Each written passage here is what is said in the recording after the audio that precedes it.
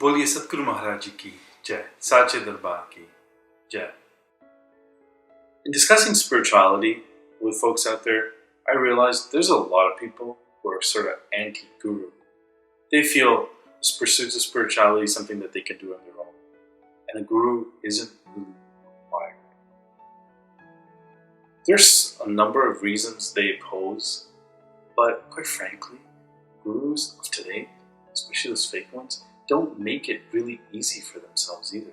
There's just so many of them out there that are promising goodness, but themselves steeped in their vices. So I can definitely understand their apprehension, fear in following Guru. But Maharaj used to say that there are fake currency bills out there only because there's a real one. That analogy is so succinct, it kind of says it perfectly.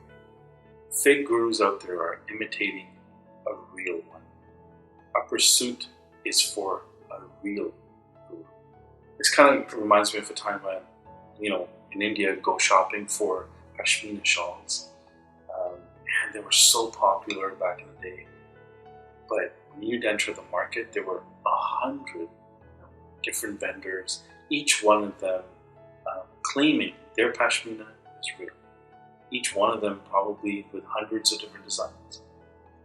And I remember leaving stores or those shopping frustrated because last thing I wanted to be was duped by a shopkeeper.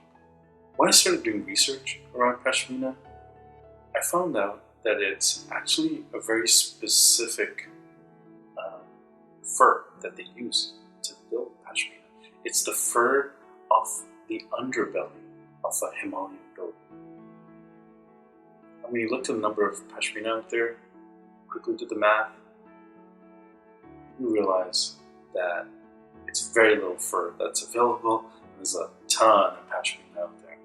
A lot of them, if not all of them, are actually probably fakes. So I thought, why don't we use logic to bust a lot of those myths out there that I discovered in my conversations with spiritual seekers. 1. DIYers. Those folks who think, hey, I've read a lot of scripture, it's all in there. Gurus yesterday have left all instructions in the book. All you need to do is read it. I can't comprehend Sanskrit or Aramaic or Arabic, but there are translations out there. I'm intelligent enough. Let's read it and understand what is the path to God. If you don't have the time to read, what good are audiobooks? You can even do it through there. Oh, I'm going to have fun with this one. Cut, scene, back 5,000 years ago. Krishna, Arjuna, in the Mahabharata. Krishna, who's a cousin of Arjuna, a friend, moreover a confidant, someone who supported Arjuna through thick and through thin, been there for him, helped him, guided him through his decisions throughout his whole life, stands in front of Arjuna, explains to him how he is God, explains to him the inner workings of karma, of the world, of the universe, how things work, and that it is righteous for him to lift his bow, arrow, and fight. But all those 18 chapters left Arjuna more and more confused. Those 18 chapters, though, gave us the Bhagavad Gita. Thanks, Arjuna. Okay, so logic now. Krishna, God incarnate, stands in front of his disciple, Arjuna, and explained the workings of God and the universe. Arjuna couldn't understand. He was confused. And you believe that we're going to read this conversation thousands of years later in a language that's foreign. So basically, countless translations and 5,000 years of broken telephone, and I'm going to understand the intricate workings of God. Oh, but they have a comeback. There are commentaries out there that various intellectuals have written, or adaptations that bring that scripture to life for the understanding, Folks that read the Shri Guru Granth Sahib tend to say that Bhai Gurdas, his poetry, is like the key that unlocks the Guru Granth Sahib. Okay, so logic again. So we need words to explain those words uttered by God or saints. Aren't God and saints the epitome of perfection? Could they have not just said it perfectly? Well, there's more. Correspondence. There are schools out there that grant you degrees remotely. Why can't I follow a guru on YouTube and become realized? This is the age of the internet. Get with the times, buddy. You don't really need a teacher. Okay, let me pose a scenario. You have a tumor in your brain. Hypothetically, two surgeons to choose from. One who studied from correspondence, and the other who went through normal school. Structure, right? Worked with other surgeons for years, perfected techniques, etc. Who do you choose to operate on yourself?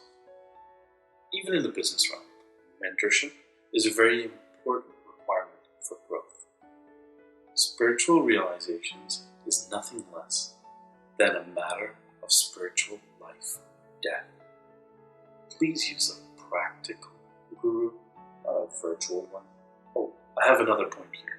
This is for the parents out there. COVID, right? Brought our kids home, schooling at home. We all know how that went. Children out there struggled, not only with attention spans, etc., but also lacking the experience of camaraderie, friendship, of being at school in union with other students. So we all know the importance of having in school a teacher that's in front of you, a real teacher, not a virtual. Some out there, right? Part 2. This is the last guru. Whatever faith they believe in, they feel like this one is the only one. And after this, there can be no more. I mean, I grew up in the Sikh faith, and it's understood and widely believed and accepted that no human being can be a guru after the 10 Sikh gurus. That scripture, that Shri Guru Granth Sahib is actually a living guru.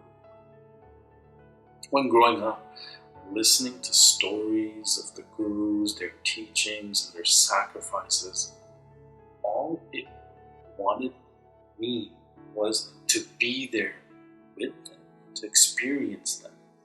You know how Bala and Mardana were able to physically touch and care for their Guru, Guru Nanak Dev Ji?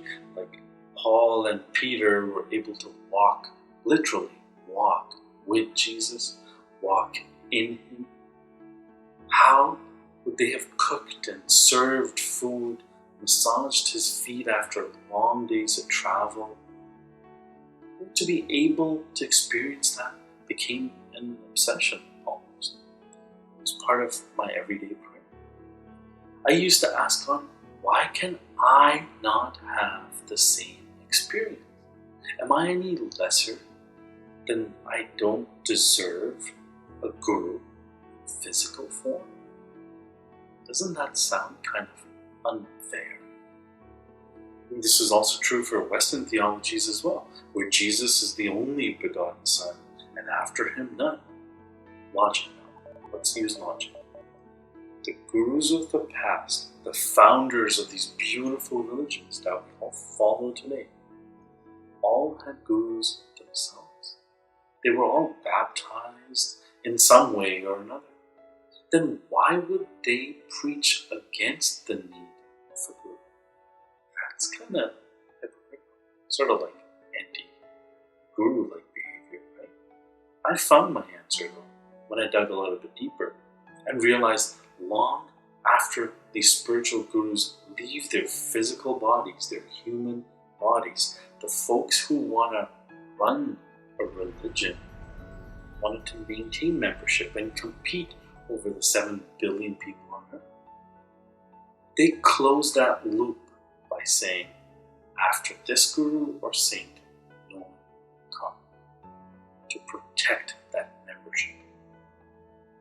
But I urge everyone to ask God the same question. Why magically you stopped sending your saints hundreds or even thousands of years ago? Why do I have to learn about you in scriptures only, and that no one can teach me by example, practically, today? 3. The oversimplification of the path to attainment. I bet you've encountered these folks who are like, all you need to do is be good and do good. It's that simple. Others think the last rites at the funeral promise you salvation. Or asking for forgiveness at a confession ensures a place in heaven for you. A pilgrimage once in a lifetime will ensure moksha, liberation. Every religion prescribes something. But my question is, this is a spiritual journey, not a physical. So how can mere physical actions, this one little action, guarantee salvation forever and ever and ever? Gurus in the past spoke of a journey of the soul, not the physical conduct that we have reduced the attainment of God to. If all it took was one pilgrimage, then hasn't everyone who's performed and those rituals or rites attained God? If the last rites determine your afterlife, then what's the point of the whole one? Bulleh Shah says it beautifully. Je Rab milta natyan totya, ta Rab milta tatuan machiyan. Je Rab milta jungle pele, ta milta gawa pachiyan. Je Rab milta masiti, ta milta jam chadikyan. Bulleh Rab una milta nita jina diya sachiyan. He says, those that believe God can be attained by showering in the Ganges or washing their sins away in some holy river or lake, then wouldn't those fish and those frogs attain God easily? If God was attained by just finding a jungle, placing yourself in nature, then wouldn't the deer and cattle in those places have attained God already? Logic, right? If it could be just going to a mere temple, then wouldn't the lizards and the bats that live in those huge halls and spaces have attained them already? He goes on to say that God can only be attained if our nitya, which are our pure intentions. So if we have our intent to be absolutely pure and steeped in God, those are the ones that God comes to. But our intentions are steeped in our vices. Until we're able to control our mind and eliminate our vices, we won't be able to attain God. This speaks of a battle inside, a battle with our mind, not an external one. I hope I was successful in busting a few myths out there. And I won't leave you hanging. Arjuna did finally get it. He did lift his bow and arrow. He did win that battle. But only after Krishna placed his hand on his head, opened his third eye, the gates to heaven, the Trinetha, and showed Arjuna his real form. Arjuna explains in the Bhagavad Gita how he saw light within, the light of 1,000 suns. Only then did all of those questions of Arjuna's end. Only then was he strong enough to fight this battle called life. So let this be a lesson for all.